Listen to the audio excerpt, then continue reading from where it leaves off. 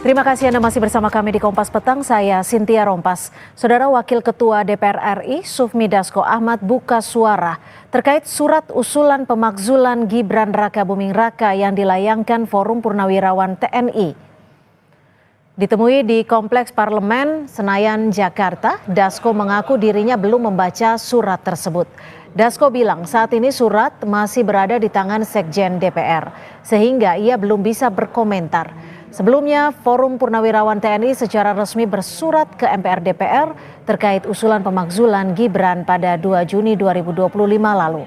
Salah satu poin yang disematkan mengenai proses pencalonan Gibran Raka Buming Raka yang dinilai tidak lepas dari intervensi relasi keluarga lewat Hakim Mahkamah Konstitusi Anwar Usman. Menerima surat Forum Purnawirawan TNI soal pemakzulan Wapres Gibran itu katanya kan akan diteruskan ke pimpinan DPR. Iya, ini kan kebetulan reses. Saya kan datang, Pak Sekjennya juga nggak ada. Saya pengen lihat suratnya masih di Sekjen, jadi belum sempat baca. Jadi kesini buat lihat surat itu? Enggak, saya kan tanda tangan surat-surat, terus saya bilang, itu katanya ada surat dari forum gitu. Oh, masih di Sekjen, Pak, Sekjennya lagi keluar. Tapi kalau tanggapannya gimana Bang dari Abang sebagai pimpinan Gerindra? Belum baca, gimana nanggapin itu. Menanggapi surat usulan pemakzulan Wapres Gibran oleh Forum Purnawirawan TNI ke DPR, relawan Jokowi Projo menilai hal tersebut merupakan aspirasi biasa. Selain itu, Projo menekankan tidak ada aspek pelanggaran hukum yang dilakukan Gibran untuk dijadikan alasan pemakzulan. Secara substansi, yaitu pemakzulan Gibran sebagai Wapres, konstitusi kita sudah mengaturnya. Ya, kami melihat ada dua hal. Pertama secara hukum dan secara politis. Secara hukum tentu konstitusi sudah mengatur bahwa harus adanya pelanggaran hukum, baik pengkhianatan terhadap negara, tindak pidana berat lainnya, dan lain sebagainya. Kita semua tahu bahwa sampai saat ini Gibran sebagai Wapres tidak pernah melakukan tindak pidana, apalagi terbukti melakukan tindak pidana. Oleh karena itu, ya, dari sisi hukum, dari sisi konstitusi, kami rasa ini masih sangat jauh. Forum mengatasnamakan Forum Purnawirawan, iya, kalau menurut saya ya. Karena Forum Purnawirawan sendiri itu tadi tidak menyampaikan seperti itu. Presiden sangat bijak bahwa sesuaikan dengan jalur konstitusional saja, karena tidak bisa seorang presiden menjawab seperti itu. Menanggapi desakan sang putra dimakzulkan, Presiden ke-7 Jokowi sebelumnya menganggap hal tersebut merupakan sebuah aspirasi dan usulan di negara demokrasi. Iya, itu sebuah aspirasi. Wah, usulan ya boleh-boleh saja dalam negara demokrasi seperti kita. Semua orang sudah tahu bahwa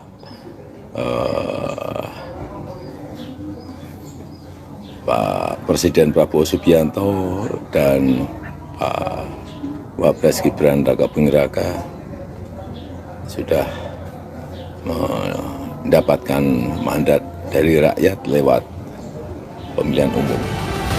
Dalam surat yang dikirimkan, Forum Purnawirawan Prajurit TNI menerangkan, usulan pemakzulan terhadap Gibran memiliki dasar konstitusional yang kuat. Selain itu, mereka menilai Gibran tidak pantas menjabat sebagai wakil presiden dari sisi kepatutan dan etika. Tim Liputan, Kompas TV.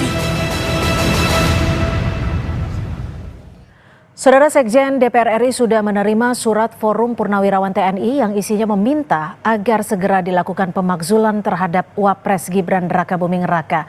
Apakah usulan pemakzulan ini memiliki dasar yang kuat? Sudah bersama saya di studio Ketua Umum Solidaritas Merah Putih, sudah ada Bang Silvester Matutina dan juga Direktur Eksekutif Lingkar Madani, Bang Ray Rangkuti melalui sambungan Zoom.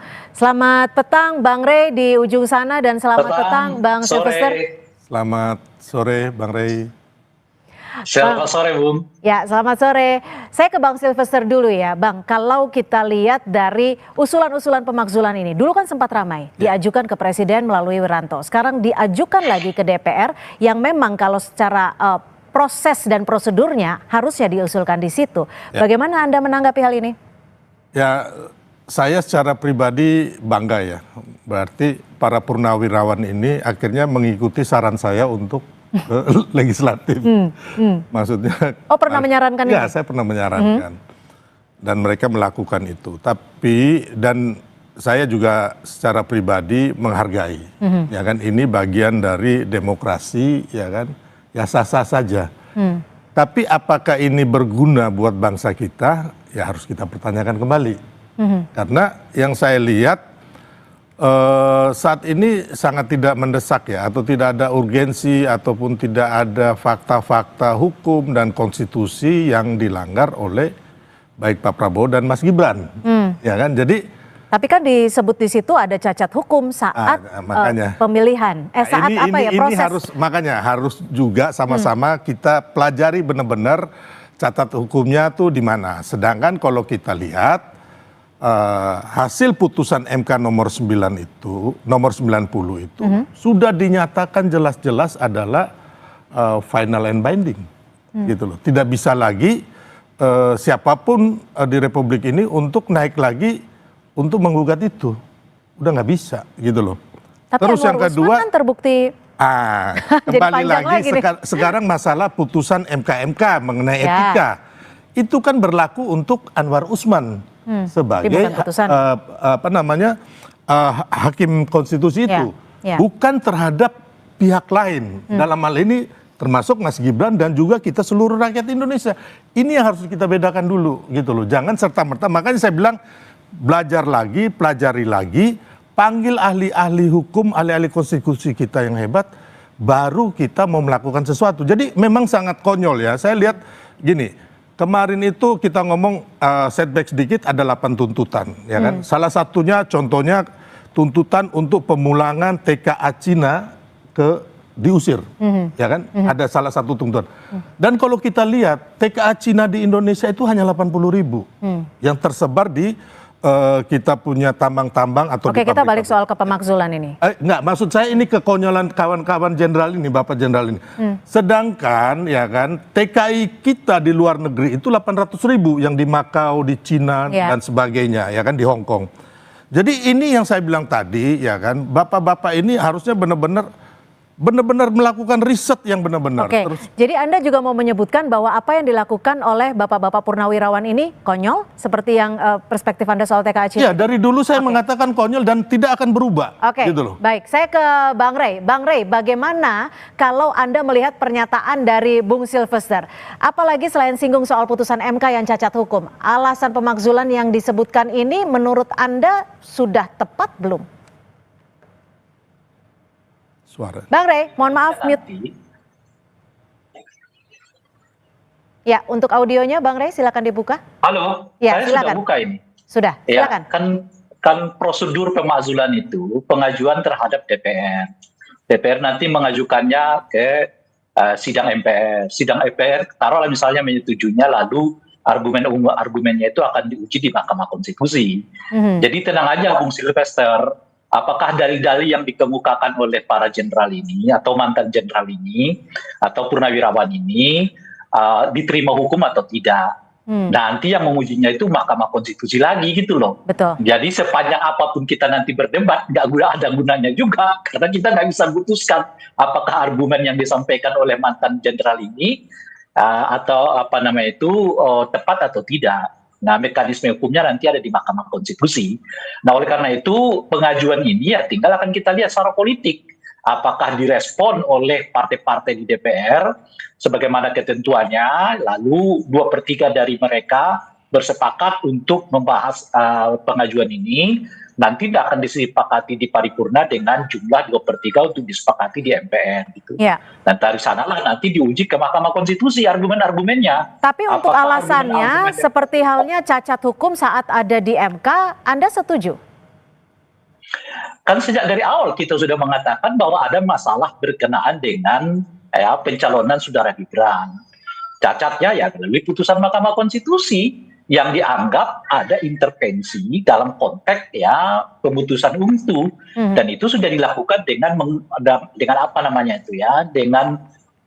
meng-MK-MK-kan ya ketua MK saat itu Pak Anwar Usman.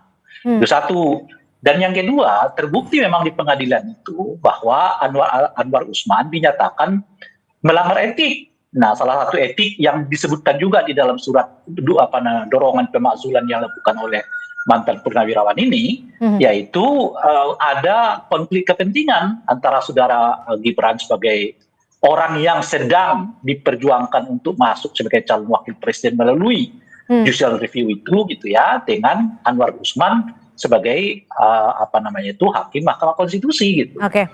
Nah, itu jelas semua sejak dari itulah sampai sekarang kita juga mengatakan kalau saya pribadi ya terjadi pelanggaran konstitusi itu yang kita sebut dari awal. Apalagi kemudian setelah dibuat putusannya ke undang-undangnya jalan tapi PKPU-nya tidak diubah. Lalu saudara Gibran tetap aja diterima dan itu pun sudah dinyatakan bersalah oleh MKD, bukan MKD, PKPU,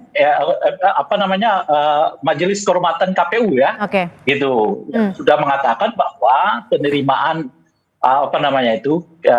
saudara Gibran yang tidak dengan merevisi PKPU itu, ya melupakan pelanggaran kode etik. Gitu. Saya ke Bung Silverster lagi. Kalau saat ini surat sudah berada di Sekjen dan nanti akan kembali diteruskan ke pimpinan. Respon dari teman-teman DPR seperti apa sih terhadap surat usulan Purnawirawan ini? Ya kalau saya lihat sih belum terlalu merespon karena mereka juga belum baru disampaikan ke Sekjen DPR sama MPR, belum sampai naik ke pimpinan DPR maupun MPR ya. Jadi saya bilang masih terlalu dini. Tapi kalau saya tidak sepakat ya, mungkin dengan teman-teman kayak Bang Rey dan teman-teman yang kemarin mengatakan bahwa ada cacat hukum, menurut saya sih nggak ada cacat hukum, hanya kan secara etika. Tapi itu kan putusan MK itu mengenai pelanggaran etika itu kan hanya menyasar Pak Anwar Usman sebagai hakim konstitusi, bukan ini sifatnya itu berlaku kepada seluruh masyarakat, apalagi Mas Gibran. Sedangkan kita lihat Mas Gibran itu orang yang tidak terlibat langsung. Tapi kan pamannya. Tapi kan bukan dia yang menggugat. Yang menggugat itu adalah 21 pihak 8 bulan sebelum putusan MK 90. Nah ini kita harus tahu dulu kronologi sejarahnya. Jadi nggak bisa asal menuduh bahwa, makanya saya bilang tidak ada bukti-bukti yang mengatakan bahwa Gibran ikut dalam gugatan itu atau melakukan intervensi atau mendanai atau apa, itu belum ada gitu loh, tidak ada. Jadi 8 bulan sebelum Gibran, bahkan Gibran ini belum masuk radar sebagai cawapresnya Pak Prabowo, gitu loh. 21 pihak anak-anak muda itu antara lain dari PSI, terus Wakil Gubernur Jawa Timur Emil Dardak, terus Wali Kota Padang, Bupati Lampung Selatan. Ini kan anak-anak muda yang mereka memang menggugat karena keinginannya mereka untuk mereka ikut berpartisipasi membangun bangsa gitu loh. Gimana Bang Rey? Secara secara kekuatan menurut Bung Silverster tidak akan kuat karena sebenarnya kan prosesnya untuk pemakzulan ini melalui DPR dulu, itu pun harus mencapai kuota quorum. Kemudian akan dibuktikan lagi pemeriksaan di MK untuk verifikasi. Ya. Nah, jadi saya menanggapi dua dulu ya. Pertama soal kerugian ya. Kerugiannya bagi bangsa Indonesia adalah ya seperti yang kita alami saat ini kan. Ada orang yang menganggap bahwa proses pencalonan saudara Gibran itu melanggar konstitusi. Nah itu jadi kerugian perdebatan kita sampai saat ini kan, nggak clear tuh. Oleh karena itu mau diuji melalui proses politik. Salah satunya adalah permintaan untuk saudara DPR untuk memakzulkan saudara Gibran. Tapi maaf Bang Rey, saya potong. Kalau kalau di DPR ini, nanti kan usulan ini masuk di DPR, namun ada syaratnya juga, minimal 2/3 anggota harus hadir, dalam artian kuota quorum. Nah tapi kan hampir 80% ini koalisinya pendukung Gibran di DPR. Ini politik. Ini politik. Jadi yang menarik sebetulnya dari peristiwa ini ya, karena kita belum mendengar penolakan yang kuat, ketat ya dari para pendukung koalisinya Gibran terkait dengan masalah ini. Bahkan Presiden sekalipun seperti tidak memberi sinyal bahwa beliau menolak rencana keinginan dari para Purnawirawan untuk mengajukan pemakzulan saudara Gibran. Jadi saya kira kenapa bergulir terus sampai ke sini sekarang, di mana para mantan Purnawirawan ini mengusung terus surat ini sampai ke DPR gitu, karena para Purnawirawan melihat tidak ada reaksi yang negatif.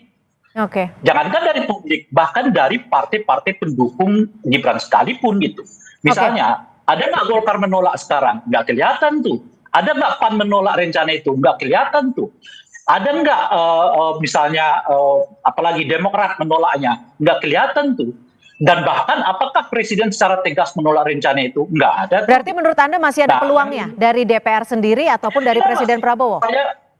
Saya kira posisinya 50-50. Makanya ini saling menunggu aja. Kalau misalnya posisi 50-50. Iya, Bung Sylvester, posisi 50-50. Tidak ada pernyataan resmi dari partai-partai pendukung yang menolak. Tapi yang menarik juga adalah di mana Pak Prabowo ketika isu ini mencuat tidak memberikan sinyal penolakan. Duduk di samping Pak Tri Sutrisno. Kemarin saat hari lahir Pancasila juga bersama dengan Pak Tri Sutrisno yang salah satu yang mendukung dengan usulan ini. Ya, jadi gini, Pak Tri Sutrisno kan satu orang tua senior yang digait lah sama para Purnawirawan Jenderal. Tapi kalau kita melihat, mungkin itu tadi dari kacamata Bang Rey ya. Kalau dari kacamata kami sebagai pendukung pemerintah, saya melihat bahwa Pak Prabowo tidak menggubris para Purnawirawan Jenderal itu. Contohnya, Pak Prabowo tidak pernah menemui mereka. Ya, terus kemarin Pak Prabowo menemui para Purnawirawan Jenderal yang tergabung resmi di PPABRI, terus PP Angkatan Darat, PPAU, dan juga PPAL. Terus kita lihat para Purnawirawan Jenderal ini juga kan kemarin memaki-maki si Pak Luhut ya, yang dikatakan penjilat, ya kan? Tapi Pak Prabowo malahan waktu acara itu bersama Pak Luhut, gitu loh. Bersama Pak... Berarti sinyalnya imbang dong sebenarnya? Bukan sinyal yang mendukung, bukan sinyal yang menolak? Ya intinya sebagai negarawan, ya kan, Pak Prabowo membiarkan ini karena ini kan di alam demokrasi, gitu. Tapi kalau menyetujui mereka, tidak sama sekali, karena Pak Prabowo tidak pernah menemui mereka. Terus yang kedua, Pak Prabowo sendiri sering bersama Mas Gibran, kayak kemarin itu. Bahkan bertemu dengan Pak Tri Sutrisno, ya kan, dengan Ibu Mega. Jadi benar-benar lebih mementingkan orang-orang seperti Pak Hendro Priyono, Pak Luhut, Pak Agung Gumelar, terus institusi yang resmi dari para Purnawirawan Jenderal. Bukan kumpulan-kumpulan ini yang memang ya tentunya Pak Prabowo juga tahu motif di belakangnya. Meskipun 4 jenderal Purnawirawan yang menandatangani memiliki background yang positif bisa dikatakan. Enggak juga, siapa bilang positif.